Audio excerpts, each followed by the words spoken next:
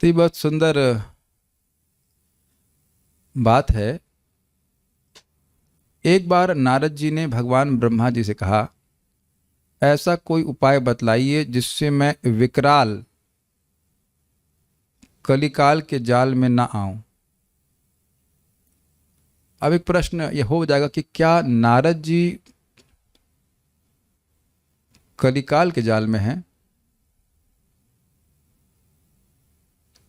और देख रहे हैं कि प्रश्न कितना गंभीरता से पूछा गया है। ये बताइए कि हम अब कलिकाल के जाल से कैसे बाहर निकले। तो व्यक्ति तो सोचेगा ही नहीं कि प्रश्न कर कौन रहा है। प्रश्न कर रहे हैं नारद जी, जो प्रकृति के ही जाल से बाहर है। कली तो केवल पृथ्वी पे है। पता है आपको बात? कली स्वर्ग में नहीं होता। ये जो 4 युगों का सिस्टम है वो केवल पृथ्वी पे है। नरक में भी सत्ययुग चलता ही नहीं। नरक में तो केवल पिटाई चलती है। तो सूतल लोक और कहीं नहीं, केवल कलिकाल केवल पृथ्वी पे चलता है। अगर आपको पता है, नहीं पता है तो कह रहे हैं कि कलिकाल के जाल में ना हो। कली का क्या सिम्टम है? कलह। Very good. कलह और चीटिंग, धोखेबाजी और झगड़ा। झगड़ा मतलब बहुत सारे मत, वाद विवाद, और जितने भी आप दूषण देख रहे हैं, सबसे ज्यादा दूषण है विषय भोग की सब जगह उपलब्धता।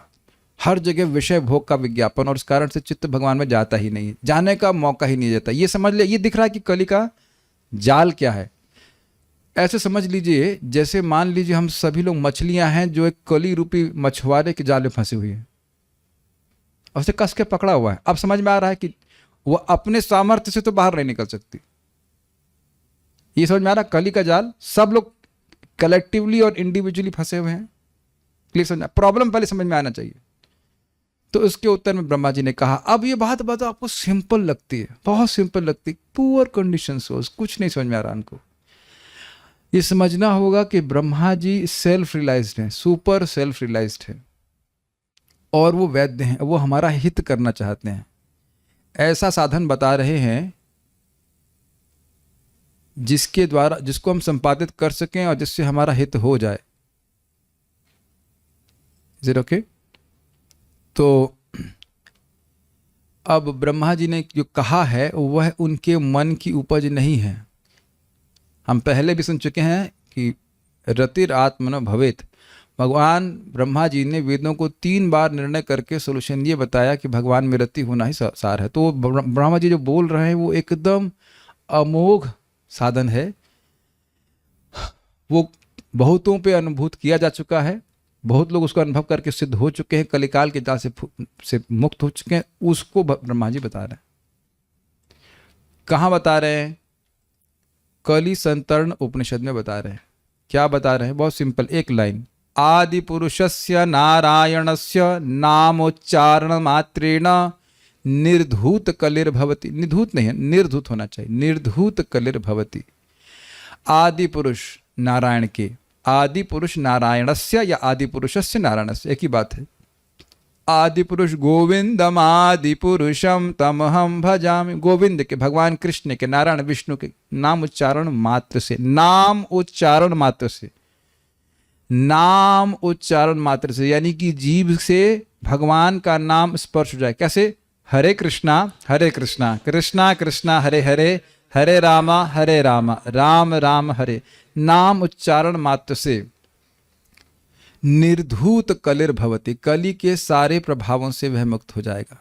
आदि पुरुष भगवान नारायण के नामोच्चारण करने मात्र से ही मनुष्य कली से तर जाता है। कली संतरणोपनिषद, जिस उपनिषद का उद्देश्य ही है कि कली से सम्यक रूप से आप तरण पार हो जाएं, ये बात बोल रहा है।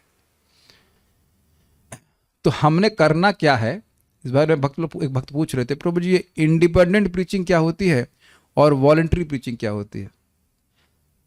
तो वहां मैंने इनको दिखाया कि प्रभुपाद जी बोले थे, अब when a sadhu voluntary preaches scriptural injunctions, independent की तो बात ही नहीं आई, शास्त्र के वचन को स्वेच्छा से बोलता है। बहुत गंभीर बात है। यहां लग रहा है कि ब्रह्मा जी शास्त्र का वचन बोल रहे हैं, वो शास्त्र तो उनके हृदय में ही प्रकाशित है। भगवान की कृपा से वेद का सारा ज्ञान हृदय में प्रकाशित है कि नहीं, और स्वेच्छा से बोल रहे हैं और समझ रहे हैं, हित कामना से बोल रहे हैं। समझ में आ रहा है? यहाँ तो ब्रह्मा जी बहुत ज़्यादा बोल दिए। एक छोटी सी कहानी सुन लीजिए कि ब्रह्मा जी हित करने के लिए कितना थोड़ा सा बोलते हैं और बुद्धिमान व्यक्ति उसको समझ लेता है। यहाँ पे बहुत सारे आदि पुरुष काफ़ी सारे इसमें सिलेबल हैं। एक छोटी सी कहानी समझ लीजिए कि भाई बुद्धुओं को समझाने के लिए क्या करना होता है। एक बार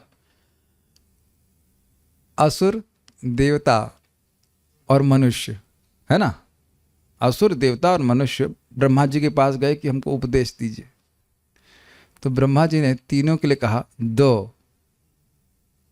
तो सबने इसका अर्थ अलग अलग समझा।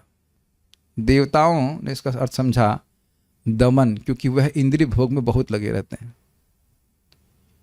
मनुष्यों और असुरों ने दा का अर्थ रखा दया, क्योंकि बहुत क्रूर होते हैं।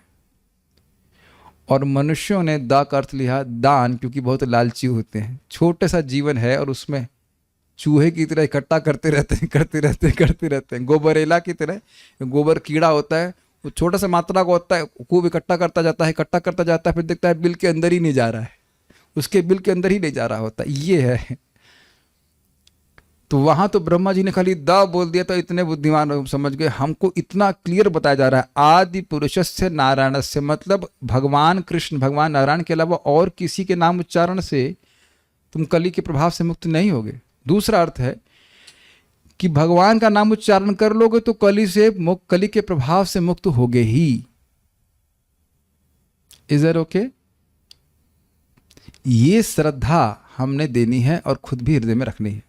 और ये कोई कठिन नहीं है, थोड़ी सी शास्त्र की बात मान के लिए, यदि श्रद्धा हो, थोड़ी श्रद्धा मान कर सुन करके इसको ट्राई कीजिए और देखिए कि हम कली के प्रभाव से मुक्त हो रहे हैं कि नहीं। क्या आप अपने जीवन में, जो भक्त मेरे सामने हैं और अन्य भक्त भी जूम पे, आप जीवन में देख रहे हैं कि झगड़ा करने की प्रवृत्ति कम होती जाती है। झगड़ा करने का क्या कहते हैं उसको, इच्छा, और मतलब झगड़ा करने का उद्यत भी नहीं होता। उद्यम करने में थकान होती है, ज्वर आने लगता है। समझ रहे हैं? कुछ लोग विगत ज्वर रहते हैं, तुरंत झगड़ा करने में तैयार रहते हैं। क्या अपने जीवन में आप देख रहे हैं इस प्रकार से? जी हाँ। तो ये जब थोड़े बहुत लाभ दिखेंगे तो दवा पे विश्वास रहेगा। वैसे वैद्य जी बड़ा स्पष्ट बोल रहे हैं। वैद्य कौन? ब्रह्मा जी। और वो अपने मन से नहीं बोल रहे कि निश्चित कली के हर दुष्प्रभाव से मुक्त हो जाएगा। और दुष्प्रभाव मूल रूप से है झगड़ा और धोखेबाजी। तो सभी लोग भगवान के नाम का आश्रय इस प्रकार से लेंगे कि एकमात्र औषधि है। और हमने पहुंचना कहाँ तक है? परम अमृतम एकम जीवनम भूषणम में। ये परम अमृत है जिसको हम कान से भर भर के पिए। तो अभी तो हम लोग दवा की तरह ले रहे हैं, और इच्छा ये है कि एक दिन अमृत की तरह पी सके। उनकी कृपा से हो। ओके, समझ में आया होगा आपको बात?